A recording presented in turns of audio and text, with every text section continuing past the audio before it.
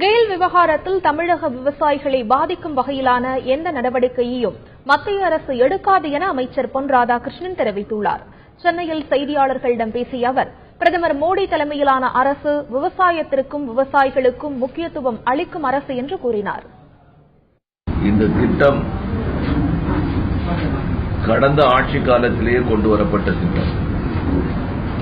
இந்த திட்டம் விவசாயிகளை பாதிக்கிறது என்று சொன்னால் அது குறித்து ஆய்வு செய்து பாதிக்காத வகையில்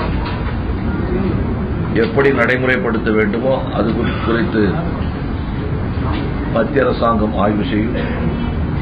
நீதிமன்றம் வழங்கியிருக்கக்கூடிய ஆணை, அதனுடைய தன்மைகள் இவையெல்லாம் குறித்து மாநில அரசாங்கமும் யோசிப்பார்கள் என்று நான் கருதுகின்றேன்.